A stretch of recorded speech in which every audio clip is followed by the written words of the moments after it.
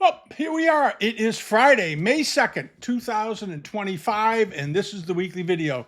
And each week we do these. If you're new here, every Friday we come in and we talk about the Chinese and Asian art market, what's been going on in the auction world, results, upcoming sales, and we also touch on other subjects like Persian rugs and textiles, Chinese carpets. We're going to talk about those today, so stick around for that. There's a sale coming up with some very early rugs in it, and some other sales that have happened over the last week, including one in Philadelphia where they sold some very good American furniture and had some very good prices. So I want to touch on that as well. So hang around and we'll get through it all in good order. Now, the first thing I want to talk about is, as you know, the other day I did the video on the Sotheby's sale, especially focusing on that incredible Kangxi bowl that's coming up. And I have to say that I saw some results from over there this morning at Christie's, and the prices were very good. So I think the market is very healthy, even in China. Which is a good sign. As I said the other day, there's a lot of cash sitting on the sidelines right now, and if people are feeling optimistic about what's coming economically in the global stage, they're going to spend money on antiques while they're waiting, and they sure did today. Wow, good prices. So we'll see how that bowl does. Now, on to a sale that's going to happen at Bonhams. If you haven't been paying attention, they've got a couple of good sales over there, and one of them is largely unreserved. And unreserved sales in Hong Kong don't happen very often, and they're not only unreserved, but they have, for the most part, some very low opening bids. And I mean, we'll get into it. You'll see how low I mean. And a number of lots in the sale, about 20 or so lots in the sale, come from the collection of Paul Brumberg. And you may remember a few weeks ago we did a review on the book that they published. He's the editor, one of the editors at Arts of Asia, and he has a very good collection of bronze scholars objects and table objects and that sort of thing. And he did a very nice book about it. I hope you bought it. It's a very good book. It's worth having. And more things from his collection are coming up in Hong Kong. Again, unreserved. So he's a true fan and believer in the auction system. And we're going to start with this piece. There's many more in here that I'm going to go through. I'm not going to go through them all, but you'll get a sense of what I'm talking about. You have this very nice gilt splash bronze square form censer. It's an unusual form. You don't see square examples like this very often. The gilt splashes on it look quite nice. It has a very almost a futuristic design to it. I love the design on the thing. There's the mark in the bottom. And here's the side shot of it to give you some of the perspective of it. It's very nicely cast, beautifully done, crisp edges, not a lot of wear to the outside of it. I couldn't see hardly any, actually. And the estimate on this is 20 to 30,000 Hong Kong with a 1,000 Hong Kong opening bid, which is about $129. All right. So there's plenty of opportunity there. And as I said the other day, and somebody actually commented on it. I noticed after the video on the Kangxi Bowl at Sotheby's, they said, "Oh, why didn't Peter say just leave a bid?" Yeah, go leave a bid on that and leave a bid on this stuff too. But this is a sale. It's an opportunity because so much of it's unreserved. You can go through and you can leave strong bids on the things that you really, really want, and other things that you may want if you can get them at the right price. And this is the opportunity here because you have an unreserved sale, so you're not fighting, a greedy collection owner or consigner. You got somebody that he's there to sell it. That's what this is. That's what no reserve means, and they want it sold, and it's the way to do it, in my opinion. It's always the best way to do it. Just get it in front of the public, and they'll make the decision. They'll let you know how much they think it's worth. But this is a very nice example. And then hopping along over to this is this really fine. This is one of my favorite things out of his collection. Is this very, very fine mythical beast paperweight. It measures a couple of inches, 2.5 or so, 3 inches in length, but the surface on it is just exceptional. It has a beautiful, beautiful color. The casting is excellent on it. I love the sort of startled look of the creature staring at his own tail. It's like reminds me of when a dog or a cat starts chasing their own tail. They look a little startled. And there's another shot of it. Beautiful, beautiful piece. And again, $129 opening bid. How can you go wrong with that? And you have this, a seated Fu lion, another one with a good patina, great facial expression. He's a little more ferocious looking, and he's got his hand on the ball. and so forth. So it's presumably a male Fu lion. Nice looking casting. And this one is probably fairly small too. It's 2 inches tall. It's a fairly small one, a little tabletop bronze. It's a nice weight though, nice weight. If you collect Scholars objects, you really want to look at this collection.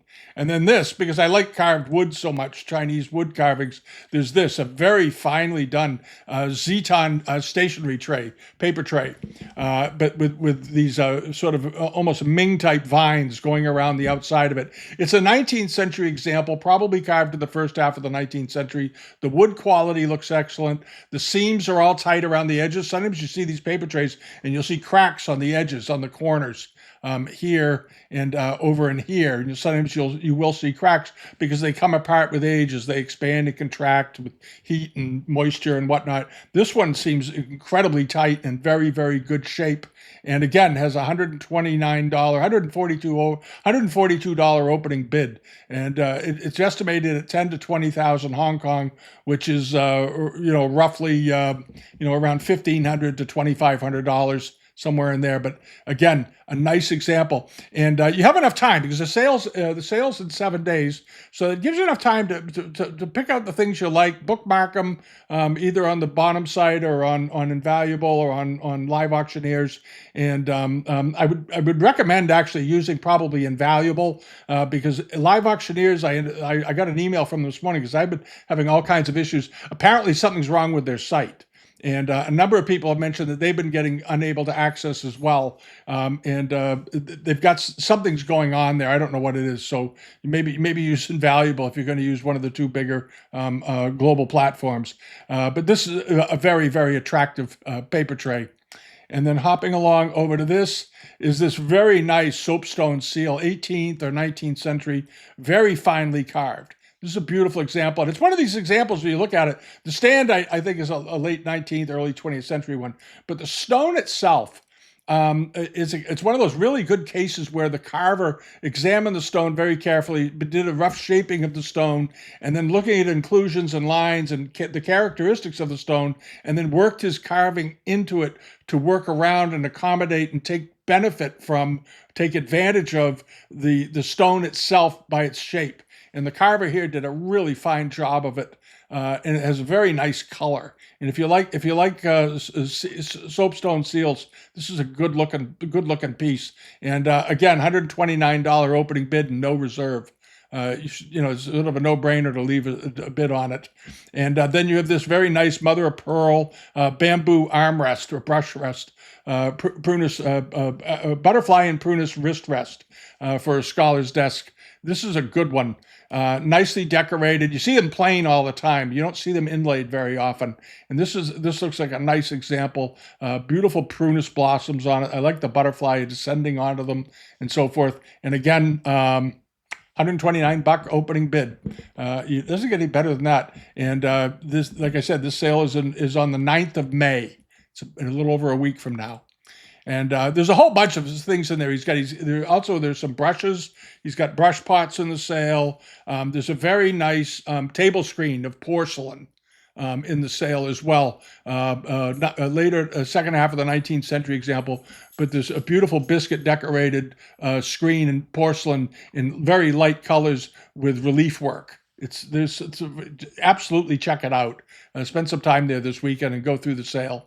All right, and the other things in the porcelain area on this site, on the sale, is this very nice Kangxi jar, beautifully potted. The potting on this struck me as being quite elegant, very well rounded, nicely waisted at the bottom, nice taper coming up, and then the walls and the exterior, very, very classic Chinese landscape decoration with buildings, houses, rocks, and boats and so forth. But it's a good-looking thing. And then around the top are precious objects and so forth. It's got a nice looking lid too. Hold on a second. And it's got a $500 lid on top of it. So there you go. The estimate is 20 to 30,000 Hong Kong, which is, I think, very reasonable. It's fairly tall. It's 13 inches in height. And the opening bid on it is just $2,500, which is very reasonable for one of these. And this one has a reserve apparently, Doesn't say unreserved. Most of the sale is unreserved, though. And then you have this beautiful Korean celadon piece. If you like Korean wares, this is something you want to take a look at. It's a Goryeo example. But what's unusual about it is it's got it's the green, beautiful green celadon, and it's got the very classic white inlay and the black inlay, but you notice it has phoenixes flying around the inside of the bowl. And you don't see phoenixes doing this very often on Korean ceramics. Most of the time, it's sort of, this very attractive but static placement of flowers, and it doesn't have this sense of animation. And I think this is a good one. It's about 7 inches, a little under 7 inches in diameter. It appears to be in very, very good condition all the way around. There's a good side profile of it. The potting on it's quite even for one of these. There's a little glaze creep at the bottom, which is typical on these old pieces. But I like the swirl they added here around the banding on the exterior. I think that's attractive. And again, 129 opening bid. Beautiful piece. I believe this is also unreserved. It doesn't say it here, but as I recall, I remember looking on the Bonhams catalog. I think it was unreserved. The Kangxi chart might have been unreserved too, because the whole sale looked to be. But check it out on Bonhams. They state whether it's reserved or not. All right, but the sale in general is unreserved, and there's a couple of hundred lots in here, so it's worth chasing. All right, and the other thing that's coming up, this is also at Bonhams. This is in Bolton, Massachusetts here, or in Marlborough, Massachusetts, excuse me. The original headquarters of Skinner's was in Bolton back in the 70s and early 80s. But this is a very nice rug. They've got a rug sale coming up on May 6th, in about 4 or 5 days from now, if you haven't looked at it. And there's a whole bunch of Chinese rugs in this sale, and a lot of them are very, very early. This is a very early one. It was 18th century Qianlong period carpet. You don't see Qianlong carpets very often. It's estimated at $3,000 to $4,000. But very, very rare type of rug. Chinese rugs from the 18th century, even the mid-19th century, are hard to find because when they're made of such soft wool, they weren't meant for Western houses when these were woven, obviously. And when they got to the West, people walking around on them in leather shoes, and women in high heels and so forth, just destroyed all these Chinese rugs because they weren't as durable in general as Persian rugs. They just weren't. Structurally, they weren't meant for that sort of abuse. They were meant to be walked on in soft shoes and so forth. They were sometimes only put out at certain times of the year, and they were treated with great reverence and care. And when they got to the West, the people in the West threw them down like they would an older Rees. And they just couldn't deal with it. And the other issue with them is that the foundations on some of these rugs are made from very, very thin hand-spun cotton, wefts and warps. And they tend to break, especially with a high heel coming down on top of it. So many of them were destroyed not long after they were brought to the West. A lot of them, most of the rugs, early Chinese rugs that you see in America today were brought over between the 1880s and around 1935. That's where the bulk of them came into the West. And whenever you see them, if you ever see a good one, we had an amazing one years ago that ended up in a book, and that was bought by a Boston family in Paris after the sacking of the Summer Palace in the 1880s. And it was a Fulian carpet from the Kangxi period. Or the Ming Dynasty rather. They're exceedingly rare. That one had been damaged even though most of it was fine. It had been lost some length to it, and things happened to it because it was brought to the West and put down on a floor at some point and used, but they thankfully preserved it. But this is a good one. The border is nice on it. If you're into textiles, this is a rug you want to think about chasing down. All right. And the other things in the sale is this, a very fine, rare Afshar pattern carpet. This is a nice piece of Central Persian tribal rug, as they're known. And Afshar rugs are known in particular for very warm colors. And these are part of the Kashgai associated with the Kashgai and the Kemsas and other Central Persian tribes. And it has a boda decoration on it. But notice the colors are really lovely on this. And it has its full ends, including the extra strip at the end. Sometimes you see these and they sort of cut off right here, right at that little line between the main part of the carpet and this edging area here. And people think that's the whole rug. Not always. many of them had this added at the bottom. These little, either they use stars or flowers at the bottoms as a repeat pattern to sort of finish it up. It was an extra touch. Very, very beautiful little carpet. Again, this is something you could hang on a wall like a painting. Measures 3 by 3 foot, 3 by 3 foot 11. Very, very beautiful. And then there is this. This is one of the stars of the sale. And this is a rug. These kinds of rugs you never see. This obviously they got a hold of somebody's collection, a very good collection. This is a Star Uşak Anatolian carpet from around 1600. And it's in very good condition, I have to say. These beautiful star patterns. If you collect rugs, you've seen these published in the great books on historic and classical carpets and so forth. You see this kind of rug often, sometimes in old paintings in Europe. They'll use them on tabletops as table covers and so forth. Maybe with a Wanli bowl on top of it, that kind of thing. This is a very, very nice example. Beautifully done. It measures 5'8" by 6'4", and it's going to it should do very well. The estimate is pretty modest on it, $20,000 to $30,000, but it's a very rare bird. Early 17th century rugs don't turn up very often anywhere in the world on an annual basis. All right, and then this is one of the bargains of the week. This was one of the great buys. This gets back to leave a bid. And I talked about this rug before the sale because I thought it was, this porcelain set rather, before the sale, because it was such an amazing collection. I was stunned they didn't split it up. And this is 19 pieces of export porcelain in the Fitzhugh pattern. And it's got that massive platter, you may recall we talked about in the back. And this entire load, this entire collection, this wasn't for one piece, went for $950 plus the buyer's premium. So about $1,200, $1,150, somewhere around there. And you'll notice that the gilded finials on the tureens and on the ends here, you got one with a berry finial on this one, and then you've got this button sort of finial on these two. You'll notice there's no wear to the gilding. So it's a good sign for the rest of the set. And also the rims were gilded on some of the bigger pieces, and the gilding is pretty much all intact. And that platter, as I recall, was around 22 inches in diameter. It was a very big platter. And the whole load went for $950 plus premium.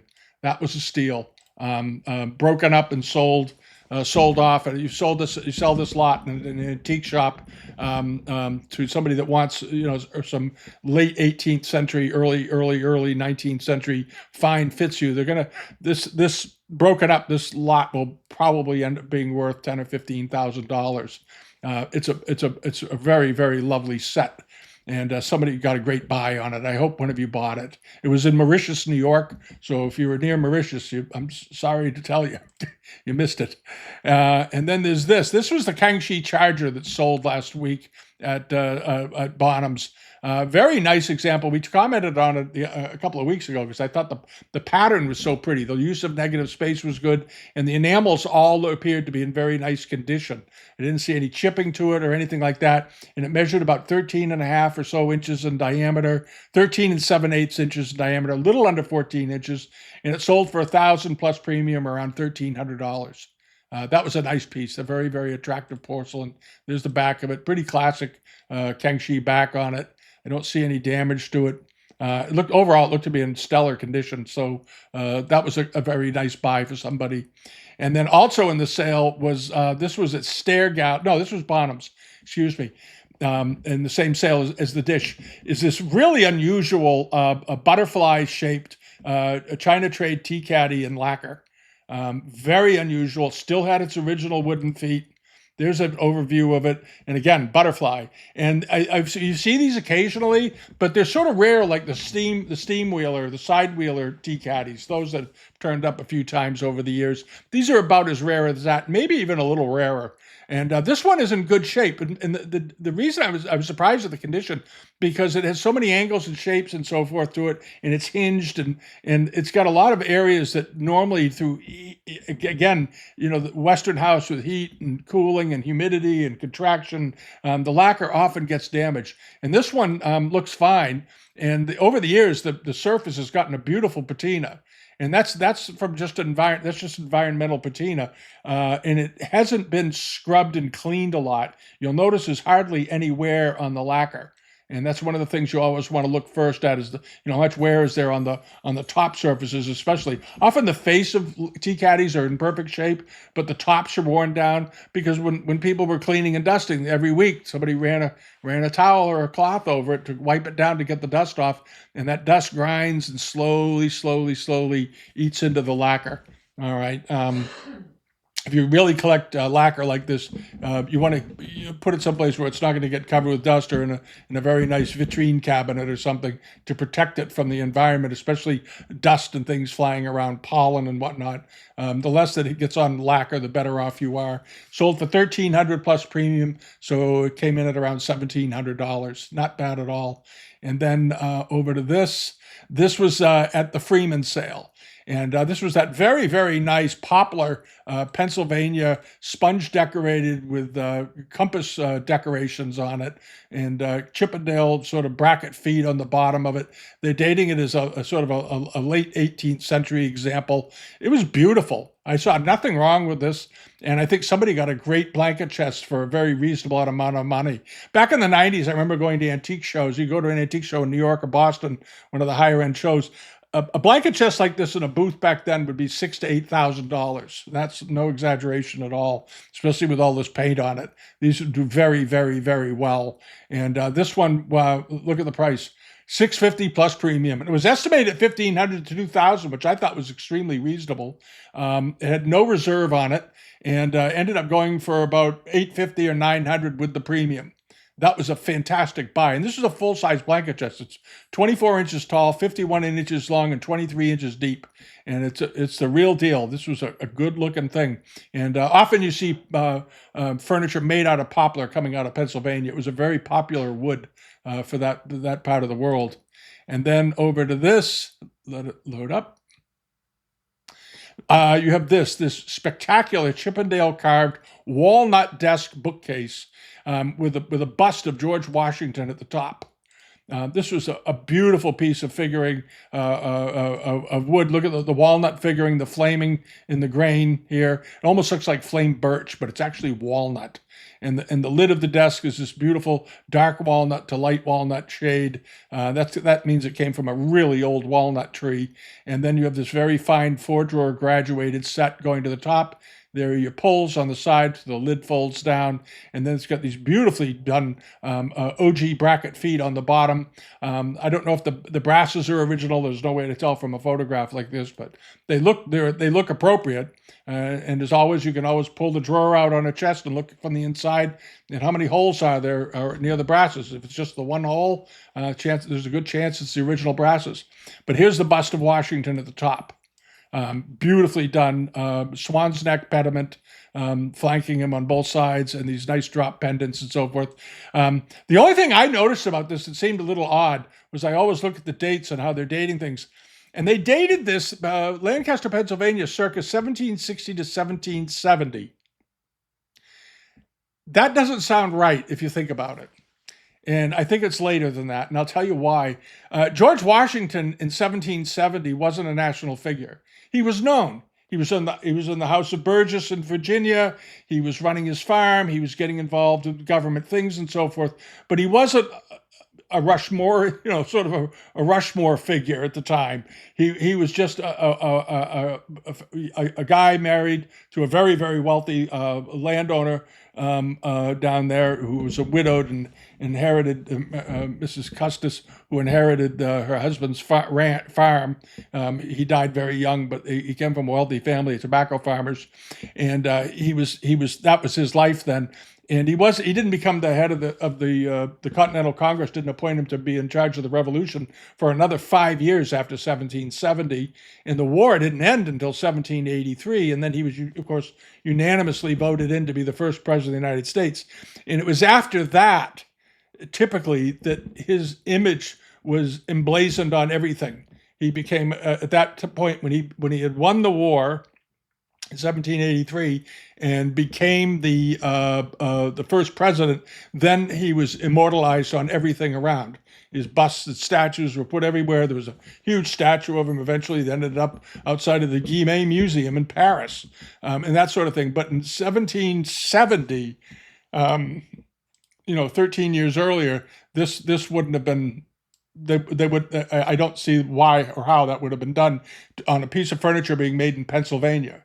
I mean, if it was made in Virginia near Mount Vernon, then I'd say, okay, well, it's possible. But up in Philadelphia, not likely, because Philadelphia at that time was an important trading city, but it wasn't the powerhouse that it became as the revolution got going. It didn't have the prominence that it eventually got. So I think they're a little off on the date. I think this was probably more likely made around 1783 to 1790. And they did make these later. I once saw a spectacular Queen Anne flat top highboy that was identical to another one that was made. It was identical to one that was made in 1730 to 40, and they know this one was made in the 1790s. It was made 60 years later because somebody ordered it because they liked the form so much, and it was all pencil signed and documented, and it's in a collection in Boston. But it doesn't necessarily mean the style was from the period. They would do things after the period because by the 1780s and 90s, the federal period was sort of coming along where the style of furniture changed a great deal, but there was still taste for this sort of furniture as well. And I think that's probably what it was.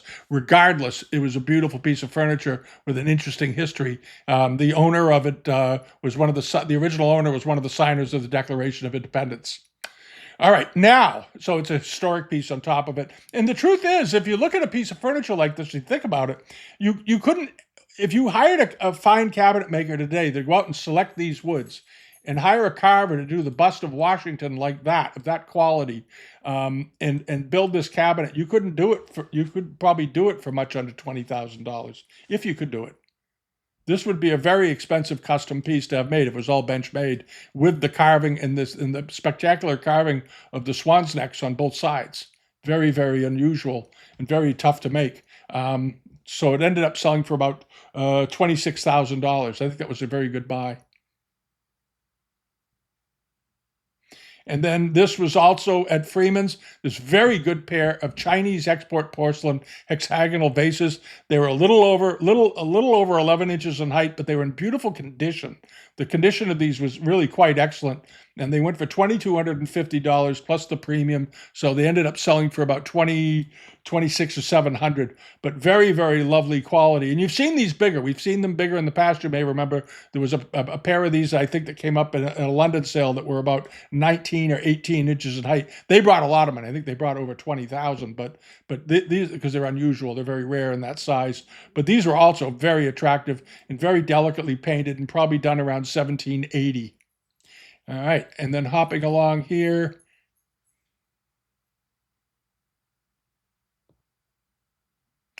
the Kangxi dish.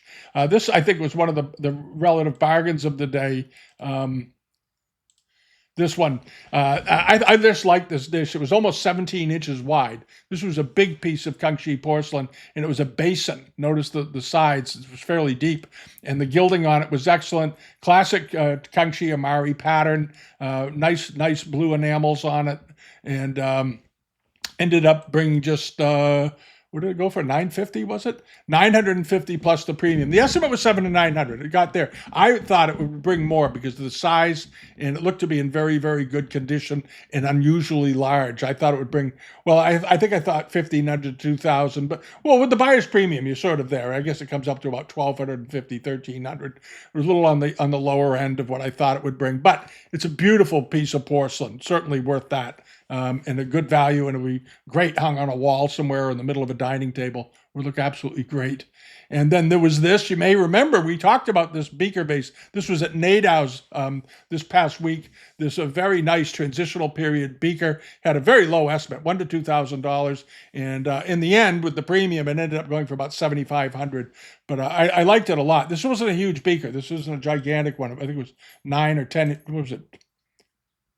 10 inches in height. Yeah, it was a 10-inch one, but beautiful quality, very, very nice quality, delicately painted and so forth. And it looks, the nicks on the foot and a few of the little roughness around the top makes me think it most likely, it was in somebody's estate getting used regularly. Good flower vase. All right. And then the last thing up was this, the Chinese bronze food dog urn. It's not Chinese though. That was the problem. And this is a Japanese one, and we talked about it a few weeks ago. This was at also at Nadau's. Nice example. Whoops. Why on earth did it? There we go. There we go. It was 37 inches in height, had a nice surface on it, obviously been outdoors in somebody's garden for a long time. They said it came out of a house in Florida, Palm Beach. Not a surprise. It's got a little hole in the side. I jokingly said somebody probably shot it, some kid probably put a BB into it, but it doesn't matter. This was a beautiful thing, and if you had a lovely garden to put it in, 37 inches in height, this would look absolutely great in a backyard garden or off of a terrace somewhere, and the surface would just get better and better and better as time went on. However, if you live in cold climates and you buy a thing like this, you do have to put it indoors during the winter because water will get in this thing, it will start to freeze, and you could crack the bottom of it. So you don't want to leave it out during the freezing weather, but during the summer, leave it out there and let nature give it a nice more and more surface every year. Beautiful looking thing. All right. And the last thing I wanted to mention was I wanted to quickly go over here. There's another sale coming up, and I caught it this morning toward the end. It's Revere Auctions. I don't know if you know Revere. They're out in St. Paul. And hold on a second, though, before we close this out for the day. Let the pages load. It's an interesting sale because they've got a number of really interesting things in it and some excellent books. Here it is, but this is the sale. There's this in the sale, and this is a Korean celadon lobe stem cup, and this is a real one. This isn't a copy. You see the Sung copies that look like this all the time. They don't have the big foot on here like this. It's sort of a regular base under it without the stem. But this is a nice Goryeo period celadon, and apparently it came out of the Cunliffe collection. They apparently have some documentation for that. They have the book for this. So this has got very good provenance. As far as ownership goes, you can look up the Cunliffe Asian Art Collection. He was a British guy, had amazing stuff, all collected back prior to the 1930s. And this one is estimated at $2,000 to $4,000. $1,000 opening bid, well worth it. It's a fairly small one. It's only a couple of inches tall, but it's a very, very rare type. All right. And in this sale also, I'm going to do a deeper look at this. I haven't had a chance to go through the whole sale yet, but there's a lot of good reference books in there because half of the sale is the collection of one particular collector, and he was a big book buyer. And in this auction are some very hard to get books, and they're in lots of 5 and 10. So you're going to have to go through it and do some homework. But if you're building your library, as I always tell people to build a library, this is a chance you could make significant additions to it. We'll talk about it more next week. The sale isn't until May 21st, so you have plenty of time. You can, of course, go to Revere Auctions and check it out on your own on Live Auctioneers or on Invaluable. I think they're probably over there, and they probably have their own website. But they run some nice sales. I sort of know the guy out there. He used to be in Boston and working with a very good Chinese dealer, so he knows a few things, thankfully, and they seem to do a pretty good job of dating and estimating and so forth, so it's worth looking into. All right, so that's about it for the week. Thanks so much for watching. If you haven't subscribed yet to us here on YouTube, please do. Leave a comment. We love to hear from people. I read all the comments every week. I'm always curious to see what people think. And some of you guys are really funny, actually. And again, if you want to join us over on Patreon, please do, and you don't have to get interrupted watching the weekly videos with ads the way YouTube puts them in. And we actually do extra video over there every week and some other things that you might find interesting. And you also get access to the global member pages from there, which right now are full of things. We're still having an issue with Live Auctioneers booting us off as we're trying to access it, but we're sort of persistence, I guess is the word. All right. Have a great weekend. We'll see you all next week. Enjoy it. Spring is here. All righty. Thanks for watching. Bye-bye.